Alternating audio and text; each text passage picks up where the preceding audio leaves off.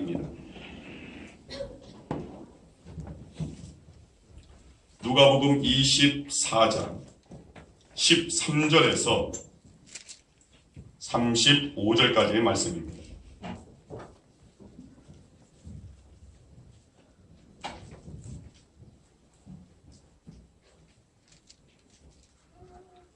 신약성경 130쪽 누가복음 24장 13절에서 35절까지 우리 함께 교독하겠습니다. 제가 먼저 13절 읽겠습니다.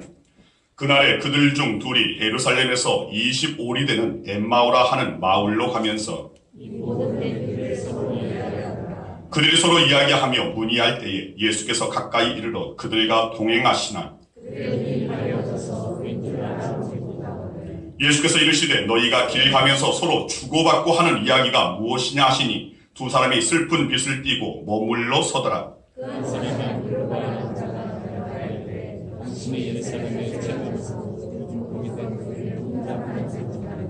이르시되 무슨 일이냐 이르되 나사렛 예수의 일이니 그는 하나님과 모든 백성 앞에서 말과 일에 능하신 선지자이거늘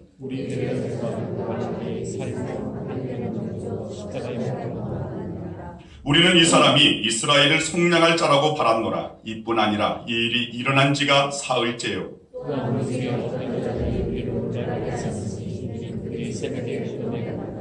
그의 시체를 보지 못하고 와서 그가 살아나셨다 하는 천사들의 나타남을 보았다 함이라.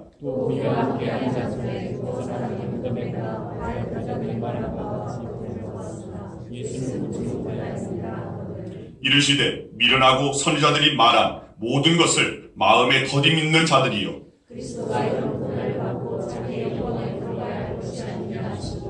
이에 모세와 모든 선지자의 글로 시작하여 모든 성경에 쓴 바 자기에 관한 것을 자세히 설명하시니라. 그들이 강권하여 이르되 우리와 함께 유하사이다. 때가 더 저물어가고 날이 이미 기울었나이다 하니 이에 그들과 함께 유하로 들어가시니라. 그들과 함께 그들의 눈이 밝아져 그인 줄 알아보더니 예수는 그들에게 보이지 아니하시는지라.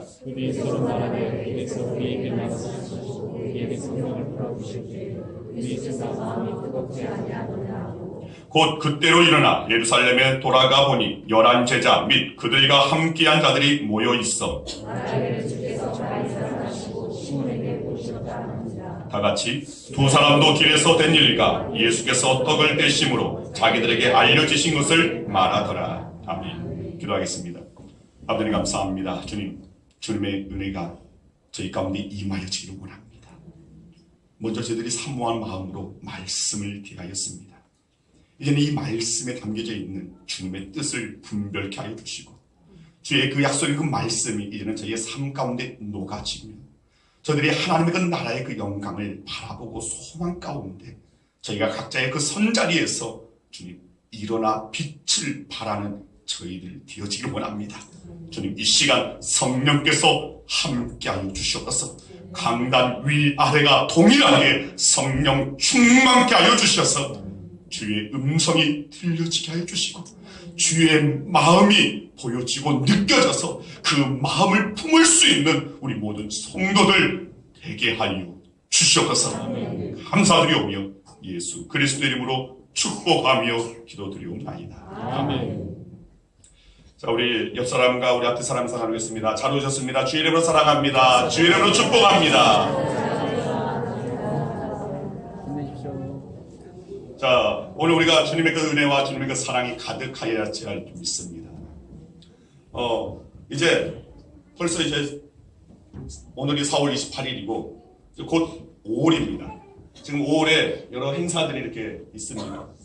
자, 5월에는 교회마다 여러 많은 행사들이 가득 채워져 있습니다. 그런데 이 행사들이 그저 행사 그 자체가 목적이 되어서 안 됩니다. 행사 가운데 담겨져 있는 주님의 뜻, 영적 그 가치가 세워져야 할 줄 믿습니다.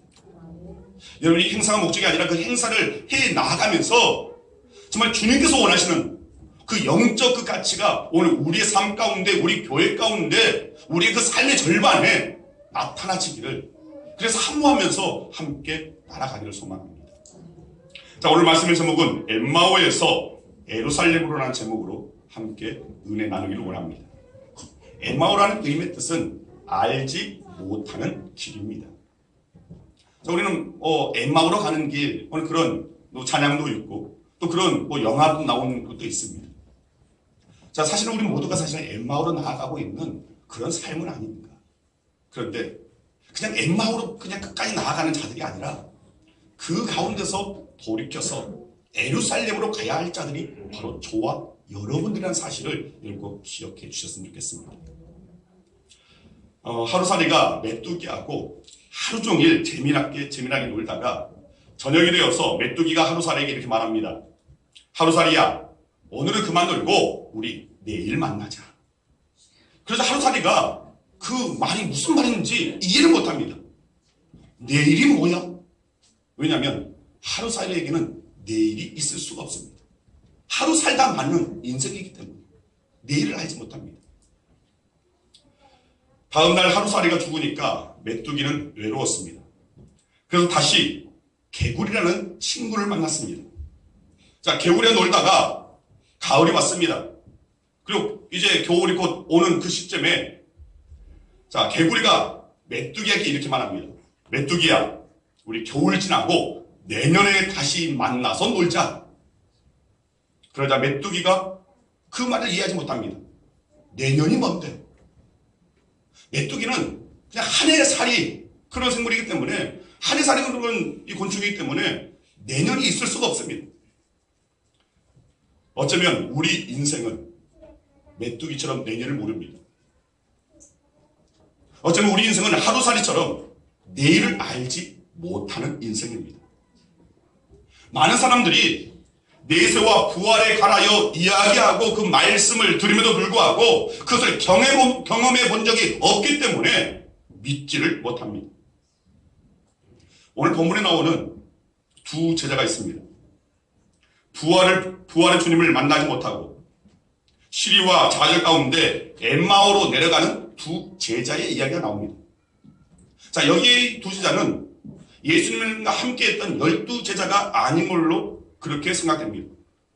한 명의 그 제자의 이름이 오늘 본문 말씀 가운데 18절에 글로바라고 되어 있습니다. 요한복음 19장에 보면 예수님의 그 십자가의 그 사건을 바로 그 가까이에서 목도한 마리아의 남편이 바로 글로바입니다.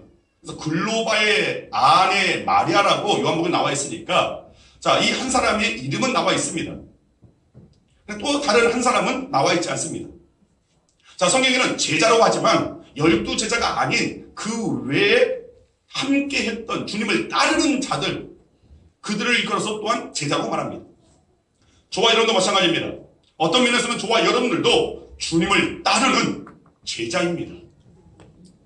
자, 그런데 이 두 제자가 엠마오로 내려갑니다.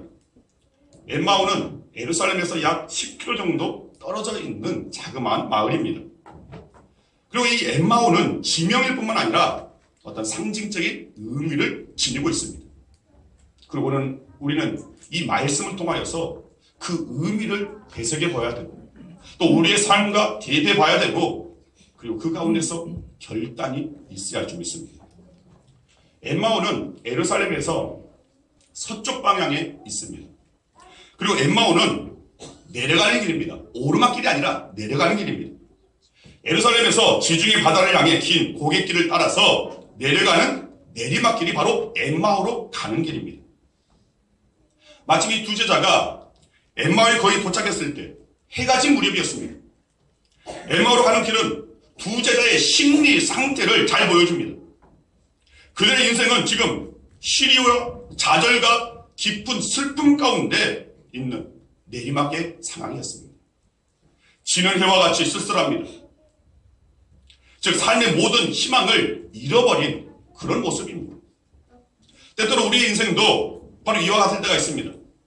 우리 인생에서도 우리 신앙생활 가운데서도 실제적으로 오르막길이 있고 내리막길이 있습니다. 교회도 마찬가지입니다. 교회에도 부흥으로 나아가는 오르막길이 있고 또 내리막길이 있습니다. 자, 그런데 대부분의 사람들이 이 내리막길에서 대부분 자신의 의지와 자신의 감정 따라 행동합니다. 그런데 우리가 기억할 것은 자신의 의지, 자신의 감정, 이건 어떤 상황에 따라서 변하는 겁니다. 절대적인 것이 아닙니다. 상황에 따라서 변화해지는 의지와 그 감정 따라 움직이다 보면 결국에는 깊은 절망의 수렁 가운데 이를 수밖에 없다는 사실을 우리는 알아야 됩니다.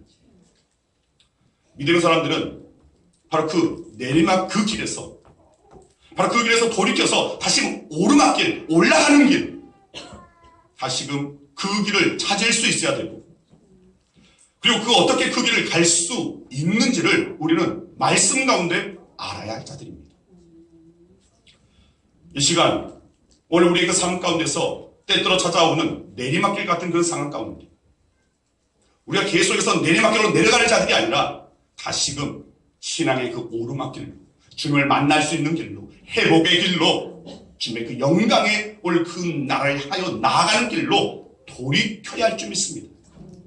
자, 이것을 돌이키기, 내리막길에서 다시금 오르막길로 유턴하는 올 그 방법이 무엇이냐? 이것을 우리가 함께 나누기를 원합니다. 먼저는 내리막길에서도 여전히 주님은 나와 함께 하신다는 사실을 깨달아야 됩니다. 많은 이들이 그럽니다. 내리막길 같은 그런 상황 속에서, 슬픔 속에서, 아픔 속에서, 고통 속에서 모든 일이 내 뜻대로 되어지지 않고, 내가 원하는 바로 되어지지 않고, 기도한 대로 되어지지 않고, 자꾸만 잘못되어지고, 자꾸만 엉킴의 그 삶으로 나아가는 오늘 그런 때가 있습니다.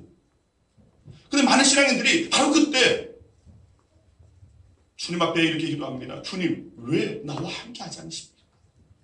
주님, 왜 나를 내버려 두십니까? 왜 나를 방치하십니까? 주님, 내게 찾아와 주시고 나와 함께 해달라고 간청을 합니다. 그런데 그것은 우리가 잘못 깨닫고 있는 가운데 나아가는 기도입니다. 우리가 고난 가운데 있을 때에도, 우리가 어려움 가운데 있을 때에도, 우리가 슬픔 가운데 있을 때에도, 절망, 낙심, 오늘 깊은 그 공고함 가운데 있을 때에도 실상은 주님은 여전히 그 가운데 계신다는 겁니다. 그것을 우리가 알아야 됩니다. 내리막길은 인간적으로 보면 슬픔의 길입니다. 실패의 길입니다. 실패와 슬픔 중에는 우리의 신앙의 눈이 가리워질 때가 있습니다. 평안 중에 잘 믿던 성도들도 가정에 슬픔이 생기면, 문제가 생기면 주님이 보이지 않는, 말씀이 보이지 않는, 주님의 그 뜻대로 행하지 못하는 오늘 우리의 삶의 모습 때때로 나타납니다. 오늘 제자들도 바로 그러했습니다. 자기들과 동행하는 주님을 알아보지 못했습니다. 왜 알아보지 못했을까요? 자, 당시 제자들이 엠마오로 내려가는 길, 저녁 무렵이었으니까 석양을 마주보고 나아가는 그 길 때문에 태양빛이 그들의 눈을 가리워져서 주님을 못 알아봤을까? 오늘 그렇게 풀이하는 신학자들도 있습니다. 그러나 저들이 지금 깊은 슬픔과 아픔과 낙심과 그 좌절로 말미암아 저들의 그 신앙의 눈이, 저들의 영적인 눈이 가려져 있었다는 겁니다. 온통 지금의 자기 감정 상태, 자신에게 놓여지는 그 문제, 자신의 어떤 고민하는 오늘 그 상황에 매여 있다는 겁니다. 상황에 매여 있고 이 보여지는 현상에 매여 있다는 겁니다. 거기에 매여 있다 보니까, 거기에 마음을 빼앗기다 보니까 진정 보아야 할 주님을 보지 못하는 겁니다. 진정 들어야 할 주님의 음성을 듣지 못하는 겁니다. 진정 우리가 가져야 할 주님의 마음을 갖지 못한다는 겁니다. 오늘 제자들이 바로 그러했습니다. 실패와 낙심과 좌절의 길에서 현실만 바라봤습니다. 그때 자기의 그 감정 상태에 깊이 몰입되어 있었습니다. 어쩌면 그것은 당연한 일일 수 있습니다. 그러나 우리는, 믿음의 사람들은 그 당연함 가운데 돌이켜서 주님을 발견해야 할 자들입니다. 바로 그럴 때 주님께서 우리를 위로하여 주실 것이고, 오늘 우리 가운데 다시금 새로운 기쁨과 새로운 용기를 불어넣어 주실 것입니다. 신앙으로 승리한 사람들은 모두 그런 경험을 한 자들이었습니다. 오늘 저와 여러분도 마찬가지입니다. 때때로 내 삶 가운데 인생 가운데 겪는 내리막 같은 그런 상황 속에서 우리는 주님이 그 상황 가운데 여전히 나와 함께 하신다. 나를 보듬어 주신다. 나를 안타깝게 여기시면서 나를 안고 함께하여 주신다는 오늘 그 주님을 발견할 수 있어야 한다는 겁니다. 사실 성공할 때보다는 실패할 때 주님은 더욱 더 가까이 내 곁에 우리 곁에 계신다는 사실을 우리는 깨달아야 합니다. 오늘 본문에서도 두 제자의 마음에 슬픔으로 가득 차 있기 때문에 주님께서 자기들과 함께 하는 것을 몰랐습니다. 슬픔으로 마음의 눈이 가리워져 있었습니다. 혹시 여러분 가운데 요즘 슬픔 가운데 있습니까? 요즘 어떤 문제 가운데 있습니까? 갈등 가운데 있습니까? 기쁜 고뇌 가운데 있습니까? 여러분 중에 혹 그러하다면, 그런 내리막길 가운데 있는 자들이 있다면 오늘 그 순간에도 주님이 여러분과 함께 하신다는 사실을 깨달으시길 바랍니다. 사도 바울은 로마서 8장 28절에서 이렇게 말하고 있습니다. 우리가 너무나 잘 아는 말씀입니다. 같이 한번 보겠습니다. 같이 읽습니다. 우리가 알거니와 하나님의 사랑하사 곧 그의 뜻대로 부르심을 입은 자들에게 모든 것이 합력하여. 자, 이 말씀 우리가 너무나 잘 압니다. 하나님을 사랑하는 자, 곧 그 부르심, 하나님 사랑하는 자, 곧 그의 뜻대로 부르심을 입은 자들에게는 모든 것이 합력하여 선을 이룬다. 자, 우리의 삶 가운데 그 모든 것에 슬픔도 있고 고뇌도 있고 아픔도 있고 실패도 있고 좌절도 있는 줄 압니다. 그런데 그 모든 것이 합력하여 하나님의 선을 이룬다는 겁니다. 하나님께서는 모든 믿는 자들, 하나님의 택한 자들의 그 삶을 통하여서 하나님의 선을, 그것을 완성시킨다는 사실을 우리는 인정해야 됩니다. 그런데 이 말씀 가운데 진정 내 삶 가운데 하나님의 선이 나타나지기는, 하나님의 선이 완성되어지는, 오늘 그 가운데 내가 쓰임받고 내 삶이 주님 앞에 정말 주의 영광에 이를 수 있는 그 길이 되려면 먼저 기억할 것은 하나님을 사랑하는 자, 하나님을 사랑하는 자가 되어야 한다는 겁니다. 분명히 성경이 말씀하고 있습니다. 우리가 알거니와 하나님을 사랑하는 자. 오늘 우리는 하나님을 사랑하는 자가 될 때 우리의 삶 가운데 다시금 기쁨의 샘이 터져나올 것이고 은혜의 샘이 터져나올 것이고 그 가운데 하나님의 영광이 우리의 삶 가운데 나타나지게 될 줄 믿습니다. 요셉은 누구보다 내리막길에서 하나님을 더욱 의지했습니다. 애굽에 팔려갔을 때 형제들이 그를 배신하고 형제들에 의해서 그는 애굽에 팔려가는 노예가 되었습니다. 누가 봐도 그에게는 내리막길입니다. 또 억울한 누명 쓰고 감옥에 갇힙니다. 아마 그때는 모든 것이 끝났던 것 같은 그런 감정 상태였을 겁니다. 그런데 그 가운데서도 요셉의 믿음은 변하지 않았습니다. 여전히 그와 함께 하시는 하나님을 느끼고 그 하나님과 함께하는 삶을 살았습니다. 자, 창세기 39장 2절 말씀 같이 한번 읽겠습니다. 같이 읽습니다. 여호와께서 요셉과 함께 하심으로 그가 형통한 자가 되어 그의 주인 애굽 사람의 집에 있으니. 자, 따라서 하시기 바랍니다. 여호와께서 요셉과 함께 하심으로 요셉이 형통한 자가 되었다. 자, 여기서 형통이라는 것은 우리 세상적으로 모든 것 다 잘 되어진다. 물론 살아계신 하나님과 함께 하실 때 우리의 그 삶의 모든 문제 가운데도 잘 되어지는 역사가 나타납니다. 근데 진정 그 형통의 의미를 우리는 잘 깨달아야 됩니다. 하나님의 계획하신 바대로, 하나님의 뜻하신 바대로 요셉을 향하여 하나님께서 그를 통하여 어떻게 그 가족들을 구원해내고 그 민족을 구원해내고 오늘 그 하나님의 그 뜻을 그대로 나타나지는 그 형통의 길로 이끄신다는 겁니다. 자, 또 21절 말씀 같이 한번 보겠습니다. 창세기 39장 21절입니다. 여호와께서 요셉과 함께 하시고 그에게 인자를 더하사 간수장에게 은혜를 받게 하시니. 따라서 하시기 바랍니다. 여호와께서 요셉과 함께 하심으로 은혜를 받게 하셨다. 은혜를 받게 하셨다. 자, 여기서 간수장은 하나님을 알지 못하는 간수장입니다. 그런데 그가 어느 곳에 있든 심지어 그 감옥에 그를 잡아놓고 있는 그 간수장에게도 은혜를 받게 하셨습니다. 자, 또 23절 말씀 같이 봅니다. 간수장은 그의 손에 맡긴 것을 무엇이든지 살펴보지 아니하였으니 이는 여호와께서 요셉과 함께 하심이라. 여호와께서 그를 범사에 형통하게 하셨더라. 자, 따라서 하시기 바랍니다. 여호와께서 요셉과 함께 하심으로 범사에 형통하였더라. 즉 모든 일에 형통의 길로 나아갔다는 겁니다. 즉 하나님의 예배에서 그 뜻을 이루어가는, 완성시키는 그 길에 요셉은 그 길에서 벗어나지 않았다는 겁니다. 하나님의 뜻을 이루는 이스라엘 민족을 향하여, 또 저와 여러분들 이방인들을 향한, 모든 민족을 향한, 열방을 향한 하나님의 그 뜻, 하나님의 계획, 이 세상을 살아가셔서 하나님께서 이 세상을 구원하여 주려는 오늘 그 계획의 그 길로, 그 모든 길에 요셉 또한 사용하셔서 그가 하나님의 뜻을 이루는데 형통의 길로 나아가게 되었다는 겁니다. 여러분, 이 역사가 오늘 우리의 삶 가운데 있어야 하지 않겠습니까? 내 인생 가운데도 이런 역사가 나타나지 않아야겠습니까? 오늘 우리의 삶 가운데 하나님께서 나를 써주셔서 하나님의 영광에 이를 수 있는, 하나님의 영광의 그 손에 도구로서 쓰임받아질 수 있는 그 형통함이 우리 가운데도 있어야 됩니다. 그 형통함이 우리 양원교회 가운데 있어야 됩니다. 여전히 군사는 시름 가운데 있습니다. 여전히 군사는 아픔 가운데 있습니다.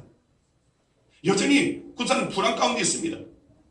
정말 안타까운 것은, 저는 군산 와서 처음 와서 이렇게 왔을 때 저 외곽으로 이렇게 와서 이렇게 보니까 시골이네 했습니다. 시골이네. 시라고 했는데 시가 아니라 시골이네. 심지어 우리 교회도 면민들이 계십니다. 면민. 자, 제가 군산에 와서 그러면 중심가가 어딘가 참 궁금했습니다. 번화한 곳이 어딘가. 그랬더니 인터넷 딱 찾아보니까 저 수성동이 나오고 조촌동이 나옵니다. 근데 아직 저는 조촌동하고 수성동의 그 어디가 조촌동이 어디가 수성동이 잘 구분이 안 되더라고요. 그런데 번화하다는 그곳에 나가서 보니까 웬걸요? 어쩌면 롯데마트, 가장 그래도 군산시에서 가장 중심에 있는, 가장 번화한 곳에 있는 롯데마트이고, 또 그 롯데몰 있지 않습니까? 그래서 그 주변에 보니까 그 맞은편 건물에도 정말 잘 쳐진 건물인데 그 건물에 임대문이, 곳곳에 임대문이, 그리고 가장 정말 빈 자리가 없어야 할 1층 그 자리에 비어있는 오늘 그런 것을 많이 보았습니다. 여전히 군사는 아픔 가운데 있고 여전히 아직 회복되어지지 않는 그런 상황 가운데 있습니다. 그런데 이 군산에도 그런 상황 가운데 모든 것이 합력하여 하나님의 뜻이 이루어지는, 하나님의 뜻은 어떤 뜻입니까? 하나님의 뜻은 오늘 우리가 재앙 가운데, 멸망 가운데 이르는 것, 이것은 하나님의 뜻이 아닙니다.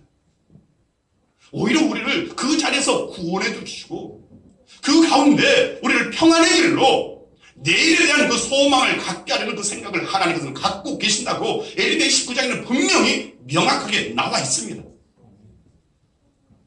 이 군산을 향한 하나님의 뜻이 어디 있을까? 오늘 우리 양원교회를 향한 하나님의 뜻이 어디 있을까? 우리 양원교회 성도들을 향한 하나님의 뜻이 어디 있을까? 자, 그렇다면 그 하나님의 뜻은 결코 부정적으로 이루는 길이 아니라 결국은 하나님의 선하신 뜻, 오늘 우리가 지금보다 더 나아지는 삶이요, 지금보다 더 하나님의 영광에 이르는 오늘 우리의 신앙의 영적 상태, 영적 성장, 그것이 바로 하나님의 뜻일 것입니다. 그곳으로 나아가는 저와 여러분들이 되어야 됩니다. 그 길에서 벗어나서는 안 됩니다. 그러니까 우리가 정말 계속해서 내리막길로 갈 자들이 아니라 이제는 하나님의 영광을 향하여서, 하나님의 완성된 그 뜻을 향하여서 오르막길로 나아갈 자들이 바로 저와 여러분들이고 우리 양원교회 성도들일 줄 믿습니다. 아멘. 다시금 오르막길이요, 오늘 이 땅에 있게 하고 주소서. 다시금 우리 양원교회에 오르막길을 허락하여 주시옵소서. 다시금 우리 가정, 우리 모든 성도의 그 삶 가운데 오르막길을 허락하여 주시옵소서. 오늘 우리는 이것을 기도할 수 있어야 됩니다. 나를 오르막길로 인도하실 분은 오직 주님밖에 없습니다. 나를 구원의 그 오르막길로 인도하시고자 주님께서는 낮고 낮은 이 땅에 찾아오셨고 십자가 대속의 죽음을 당했다는 겁니다. 즉 요셉은 그러한 하나님의 완성된 그 뜻을 향하여서 나아가는 하나님께서 그와 함께 하심으로 그 오르막길에서 벗어나지 않는 계속해서 형통의 길로 나아갔다는 겁니다. 자, 요셉의 아버지 야곱도 마찬가지입니다. 야곱은 집에서 형이 받아야 할 그 장자의 축복을 가로챈을 통해서 그는 그 집에서 이제는 도망쳤습니다. 형 에서한테 해를 당할까봐 도망쳤습니다. 외삼촌이 있는 하란으로 나아갑니다. 그 길 가운데 그는 그 사닥다리의 어떤 그 도망치는 그 가운데서 사닥다리의 그 은혜를 경험합니다. 자, 이 사닥다리 내리막길에서 이 야곱이 도망가는 그 길은 어떻게 보면 내리막길입니다. 야곱이 있을 가운데 그것이 내리막길이지 도망가는 길이 누가 봐도 내리막길입니다. 근데 그 내리막길에서 하나로 도망가는 그 길에 베델이라는 그곳에서 하나님의 나라와 연결되어지는 그 사닥다리의 꿈을 봅니다. 환상을 봅니다. 그리고 그때 하나님의 음성을 듣습니다. 자, 창세기 28장 15절 말씀 같이 한번 읽겠습니다. 같이 읽습니다. 내가 너와 함께 있어. 내가 네게 허락한 것을 다 이루기까지 너를 떠나지 아니하리라 하신지라. 야곱에게 내리막길로 가고 있는, 도망하고 있는 그 길에서 하나님께서는 야곱에게 찾아와 주시고 야곱에게 다시금 오르막 그 길을 향한 그 소망을 그에게 불어넣어 주셨다는 겁니다. 자, 이 하나님의 음성을 듣고 잠에서 깨어난 야곱이 자, 그 다음 16절에 이렇게 고백합니다. 자, 같이 읽습니다.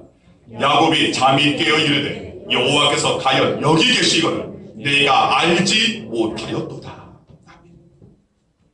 과연 여호와께서 여기 계시거늘 내가 알지 못했다. 그 길이 어떤 길입니까? 도망치는 길입니다. 알지 못하는 그저 저 하란으로 나아가는 그 길입니다. 정든 가정, 정든 고향, 정든 집을 떠나서, 정든 부모를 떠나서 도망가는 길입니다. 누가 봐도 내리막길입니다. 그런데 바로 그 길에서 야곱은 깨달았습니다. 아, 하나님께서 내가 도망치는 이 길에도, 내가 내리막길 바로 이 상황에도 하나님은 여전히 나와 함께 하시는구나. 오늘 저와 여러분들 깨달아야 됩니다. 지금 군산이 어렵다 하고 여러분 삶이 어렵다 할지라도 그 길에서도 여전히 주님은 우리와 함께 하신다는 거예요. 그래서 주님의 그 뜻에 함께 하신 그 주님의 붙잡힌 바 되어지는 저와 여러분들이 되어야 됩니다. 그럴 때에 주님의 뜻은 재앙이 아니라 평안이라고 하셨기 때문에 결국에 주님의 뜻이 완성되어지는 그 하나님의 영광이 예비된 그 나라에 오늘 우리를 끝까지 붙잡고 인도하여 주실 것이라는 겁니다. 오늘 저와 여러분들 내리막길에서도 주님은 여전히 나와 함께 하신다.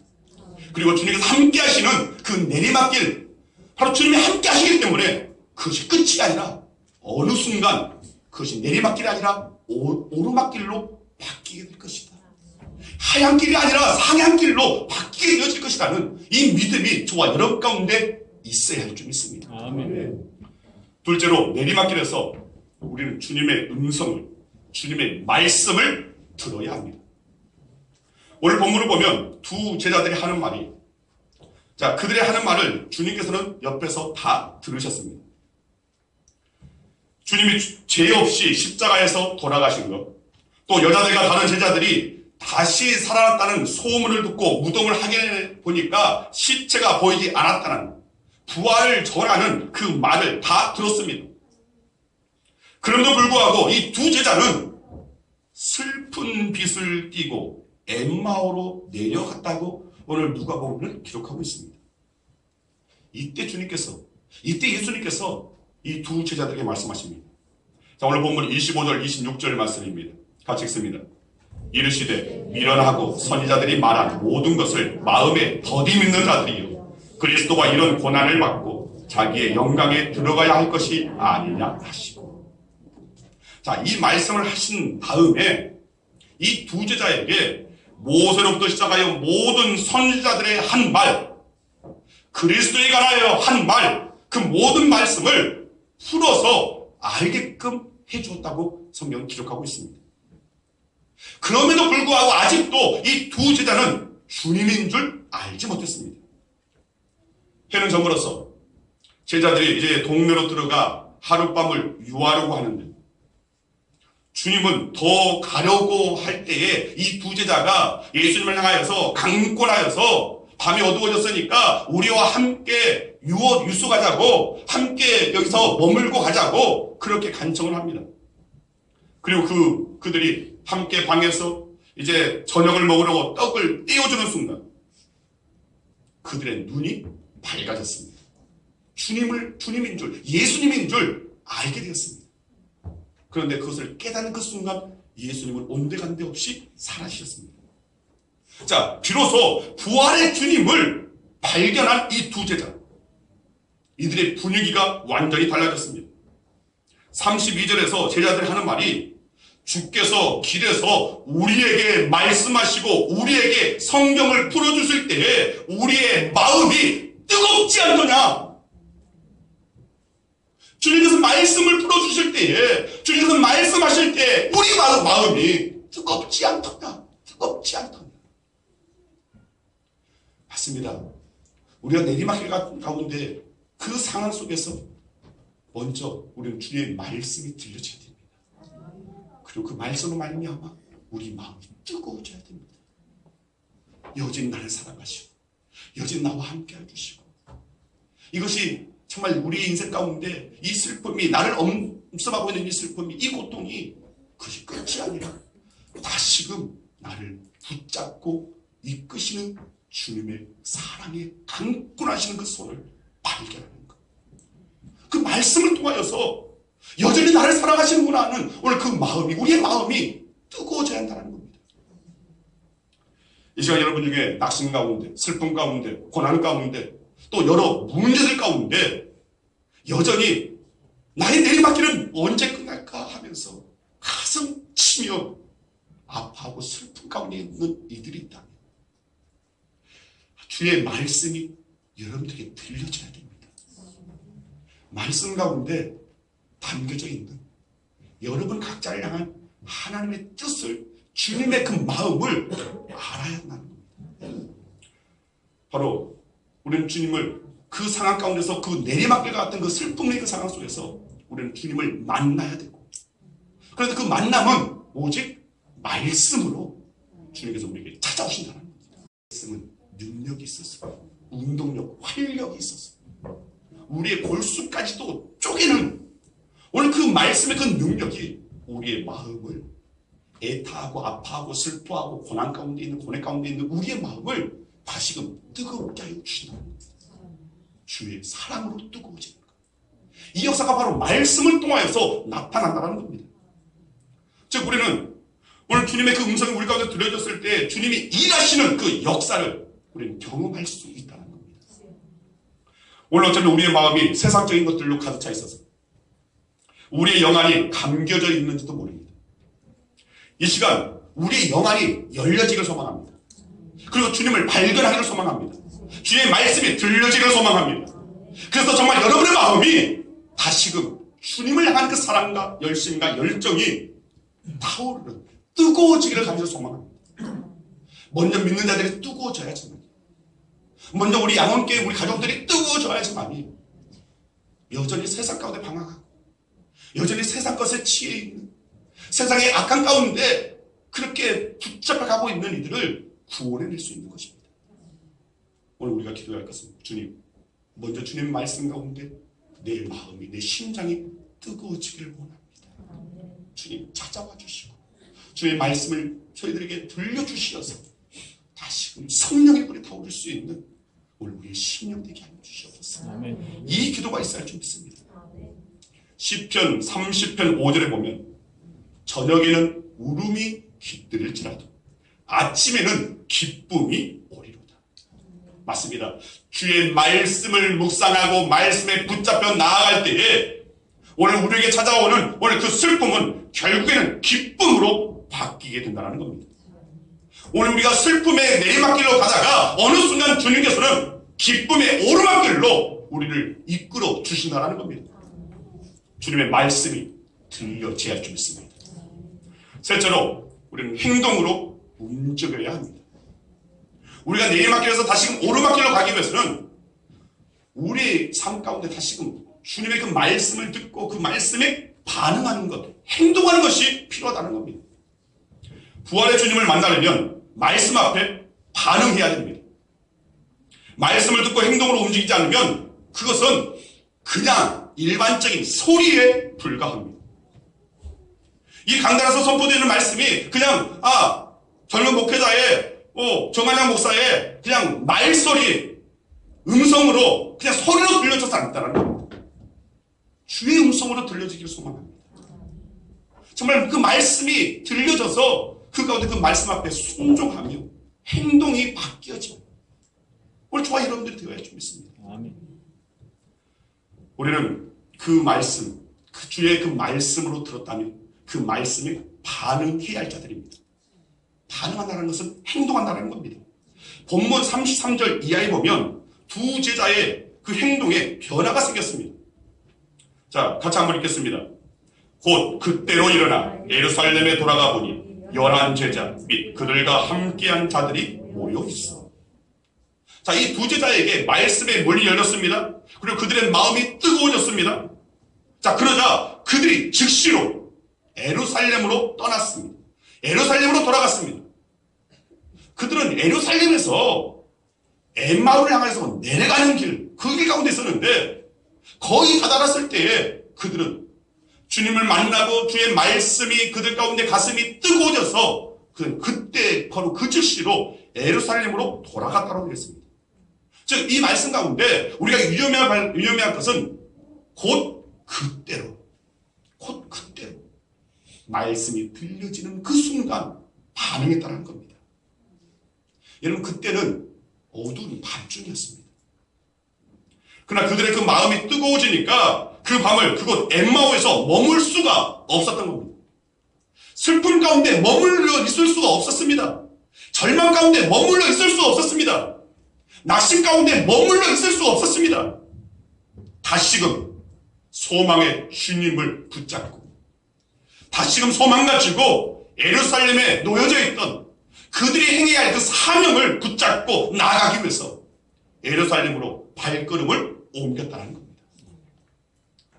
오늘 우리도 마찬가지입니다. 희망을 잃어버려서 떠나왔던 것, 그들이 떠나온 그 형제들, 그들이 잊고 있었던 오늘 그 맡겨진 그 사명들, 이 제자들은 바로 그 사명을 붙잡았습니다. 그리고 그 사명을 붙잡고 다시금 소망 가운데 희망 가운데 달려가기를 원했습니다. 저와 여러분도 혹 잃어버렸던 우리의 신앙, 열심, 열정 다시금 말씀 가운데 우리의 가슴이 뜨거워지고 그 말씀 가운데 회복되어져서 오늘 저와 여러분들이 움직여야 할 줄 믿습니다. 변화되어져야 할 줄 믿습니다. 바뀌어지는 인생을 살아야 할 줄 믿습니다. 우리는 매년 해마다 고난주간을 보냅니다. 부활절을 보냅니다. 그런데 고난주간을 보내고 부활절을 보낸 그 다음에 변화가 없다면 이건 주님에게 고난당하신 것을 외면하는 겁니다. 부활하시는 주님, 살아계신 주님, 여전히 우리 가운데 살아계신 스스로 우리를 바라보신 그 주님의 그 시선을 외면하고 있는 겁니다. 변화되어지지 않았다면 외면하는 겁니다.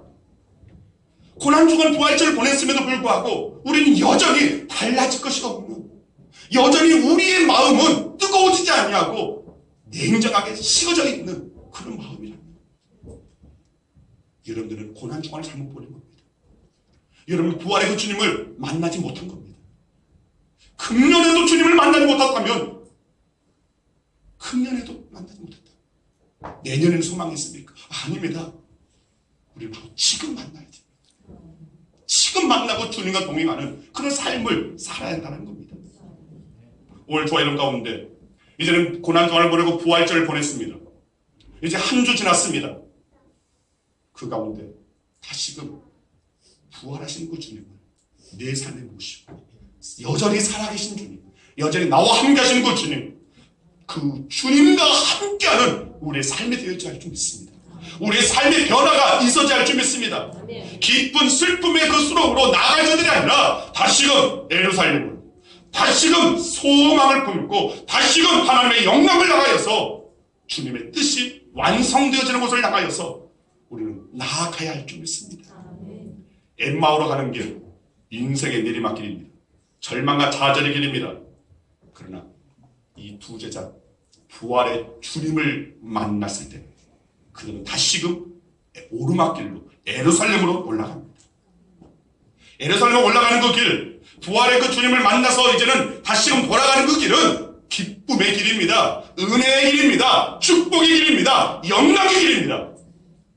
그 길을 우리 양훈교회도 맞이해야 할 줄 믿습니다. 아멘. 그 길을 우리 양훈교회 성도들도 발견해야 할 줄 믿습니다. 아멘. 그 길을 걸어가야 할 줄 믿습니다. 아멘.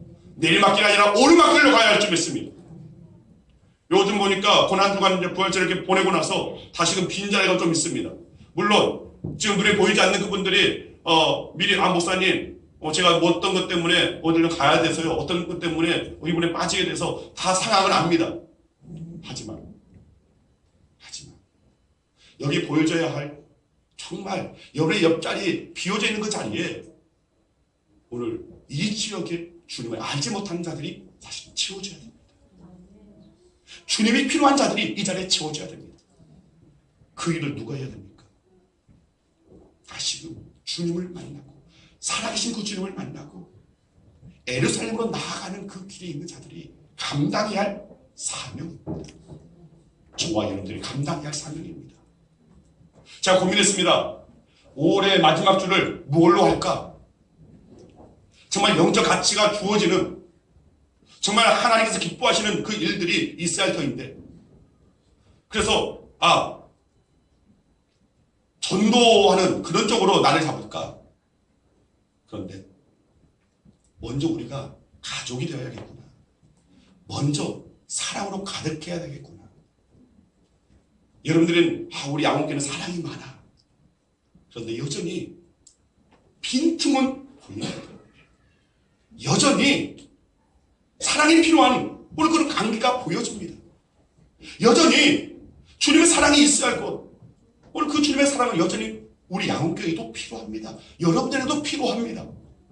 먼저 우리가 가족이 되어지는, 하나님의 영은혜가 자꾸 넘치는 가족이 되어지는, 사랑이 충만한 가족이 되어지고, 그리고 이제는 이 가족 공동체에 믿지 않는 불신자들을 초청할 수 있는 저와 여러분들기를 소망합니다. 우리는 어떤 전도 축제의 날이다라고 어떤 날을 딱 지정해서 그날만 우리가 애쓰고 수고할 자들이 아닙니다. 예루살렘으로 올라가는 길, 오르막길로 나아가는 길에 있는 자들은 주님의 뜻이 완성되어지는 길에, 그 형통한 길에 함께 동참해야 할 자들입니다. 바로 요셉이 하나님과 함께했듯이, 즉 요셉이 하나님과 함께하는, 하나님의 뜻을 이루고자 하는 주님의 순종한 길로 나아갔기 때문에 하나님께서 요셉과 함께 있었던 겁니다. 야곱이 하나님이 주시는 은혜를 사모하였기 때문에 하나님께서는 야곱과 함께 주셨던 겁니다. 오늘 저와 여러분도 마찬가지입니다. 다시금 잃어버렸던 사명을, 예루살렘에 놓아두었던 그 사명을 우리는 그것을 붙잡아야 할 줄 믿습니다. 다시금 달려가야 할 줄 믿습니다. 다시금 오르막길로 나아가야 할 줄 믿습니다. 주님의 선하신 뜻이 오늘 이곳에, 오늘 우리 양원교회에, 오늘 여러분의 가정에, 여러분의 인생에 나타나시기 위해서 주님과 동행하는 형통의 그 길로 나아가야 할 줄 믿습니다. 아멘. 이 은혜가 우리 모든 성도들에게 임하기를 간절히 축원드립니다. 아멘. 기도하겠습니다.